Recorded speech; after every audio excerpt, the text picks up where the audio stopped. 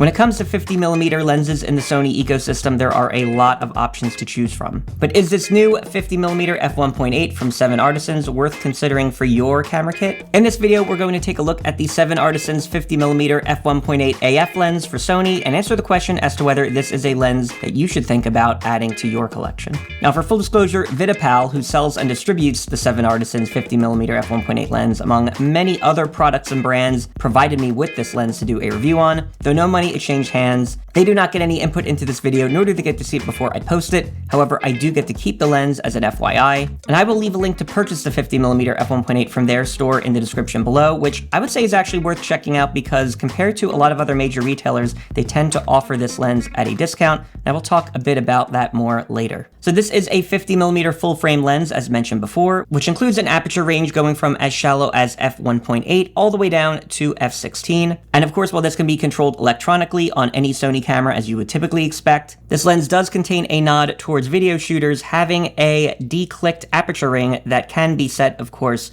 manually if you desire to control aperture that way. That said, of course, you can set this back to its main A or automatic mode such that you can control this on the camera directly. Now, I would say the aperture ring contains a fair amount of resistance, so you won't accidentally bump this as you might on some other lenses. Though, of course, because it's not a clickable aperture, this does mean you cannot exactly finely set that value. Now, this is an autofocusing lens, so you are going to be able to make use of all of the latest and greatest autofocus features in Sony's cameras with it. And for a bit more direct control, you do have an autofocus to manual focus toggle switch that you can easily toggle on or off depending on how you wish to use the lens. Of course, for your manual focus shooters, you're also going to have a manual focus ring. This allows for more direct control of the lens. And what I will say with this manual focus ring is that it's definitely a bit tight to turn in this case. Now, this lens does contain a 62mm front filter thread for being able to adapt different filters and step-up rings to the lens. And the overall construction is made up of 11 elements and 9 groups, so they've certainly put some thought and engineering into this lens and its overall design. And maybe to further add to that idea, if you take off the rear lens cap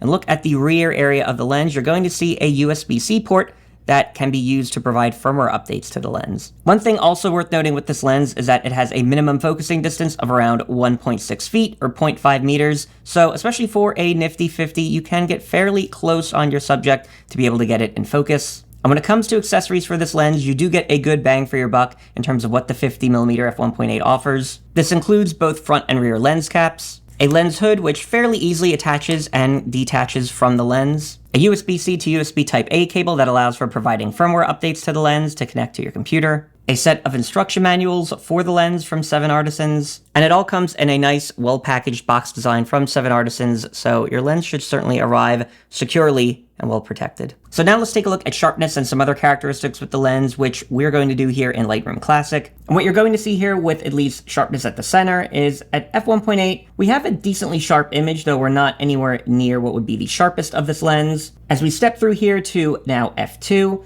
and then f2.8, we're starting to get towards the more sharp portion of where we would see this lens perform at its best. At f4 and f5.6, we're going to still see a very sharp image as far as center sharpness goes. And then once we start to get into f8, here at f11, and then eventually f16, we're going to see that sharpness decrease. And the results are going to be a little bit similar, but also slightly different when it comes to evaluating corner sharpness with this lens. So if we look at corner sharpness performance here at f1.8, what we're going to see is, of course, we're not particularly sharp, at least starting at the lens's most shallow depth of field. As we get to f2 and f2.8, we're starting to see a slight increase in sharpness, though we're really not going to see this at its best probably until we get to around f4, as you see here, or perhaps even f5.6, as you'll now see. And in a very similar fashion to the center sharpness performance, what we're going to now see is the fact that as we step through the aperture range going now to f8, especially towards f11 and then f16, this sharpness is going to decrease in the corners as well. Now, I can't enable profile corrections with this lens in Lightroom Classic. That might be something you'll want to consider here. But in evaluating the image in whole, I can certainly see as we go through the different apertures here with a sample image like this, that you're going to see some vignetting here that decreases overall in time as we step down through the aperture range. And some degree of barrel distortion, which would likely cause this sort of vignetting effect, is, I would say, to be expected with a lens like this. You'll see here if I choose a profile like the Sony 50mm f1.4 that it does largely correct this, so you may be able to get by with a different profile to help reduce some of this effect. but overall this is just something to keep in mind. Now I would say it is worth talking about the shooting experience with a lens like the 7Artisans 50mm f1.8. Now I would say I overall found the shooting experience with the 50mm f1.8 to be very comfortable. Certainly not as heavy as something like the 50mm f1.2 G Master, which I've also done a review on this channel separately on that I will leave a link to above and in the description below that you can check out, but also a decent deal larger than something like the 55mm f1.8 Sonnar Zeiss lens, which yes, I've also done a separate review on this channel on that I'll leave a link to above and in the description below. But overall, I would say if you're looking for a lens that's not too heavy, but still provides a decent amount of weight, say if you want to have something that's a little more sturdy, if you're doing handheld shooting and run and gun videography or photography, this is a good option that would help facilitate that. Now, of course, a 50mm lens is a 50mm lens. This is the classic field of view that is known to match most closely what the human eye can see. And so, of course, for just everyday shooting situations, I think a 50mm is going to be,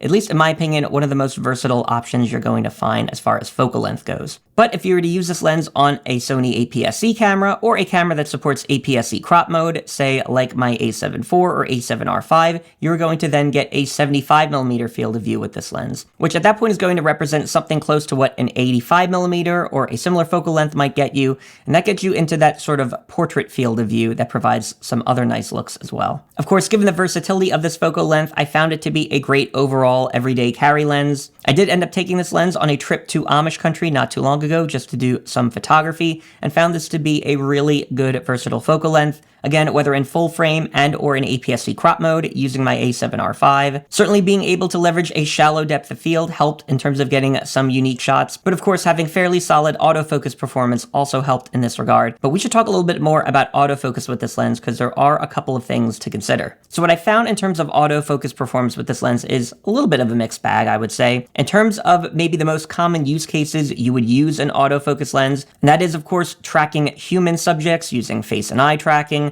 and or even tracking animals. Yes, I did take some animal photos with this lens. I had a very good hit rate overall in terms of photography, and on the videography side, it largely did what I expected it to. Did it quite perform as well as some of the more modern G and G Master lenses on the Sony side? No, but in this case, it certainly passed and met that mark as much as I could have expected it to for a third-party lens. One area though where I definitely saw a difference in autofocus performance came in terms of those non-human subjects and just kind of general object tracking situations. So say you wanted to just pick a focus point and track a particular object. This lens definitely had a little bit more trouble finding the right thing to focus on and being able to stay fixed for a given amount of time on that object. I did get to take this lens on a couple of different shooting endeavors, and there were just a handful of occasions where I found kicking the lens into manual focus and letting something lock on that way was going to be a more reliable path than trying to autofocus on something that it had trouble largely locking into. One other thing I did notice with the autofocus performance with this lens is that the STM motors do produce a bit of noise with the lens, and in case you want to know what that sounds like,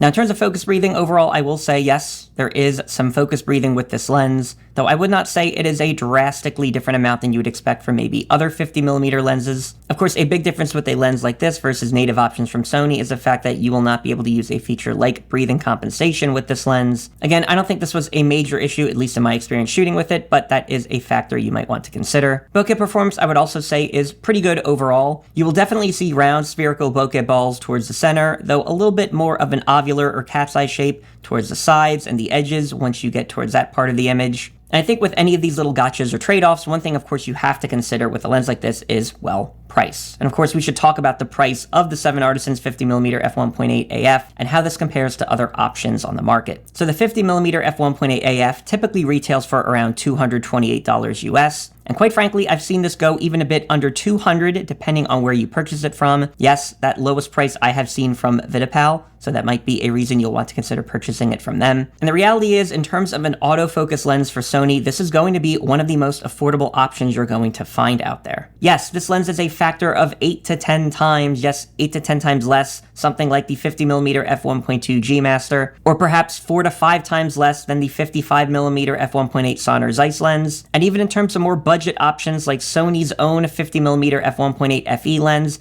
that typically retails for around $250 US. So yes, this comes in $25 to $50 cheaper than that. And so yes, a budget lens is a budget lens that's going to come with a trade-off here or there. But quite frankly, it is still pretty impressive what you're getting for this price point. So overall, what are my thoughts on the 7Artisans 50mm f1.8 AF lens? Given the price point of the 7Artisans 50mm f1.8, which yes, is going to be a big factor here, I would say something like the 50mm f1.8 AF is going to be among one of the better options you can find at this focal length for the price. Yes, there are going to be some trade-offs, perhaps in the shooting experience and the physical controls of the lens, or in terms of its autofocus performance in regards to certain areas, but there is a reason this is going to come in at a mere fraction of the cost of some other 50mm-like options from Sony. And so even though, no, I'm not going to be selling my 50mm f1.2 GM for a lens like this, for someone looking for a great affordable 50mm option in the Sony system, I would say the 7Artisans 50mm should certainly be on that list. So that is my take on the 7Artisans 50mm f1.8 AF lens.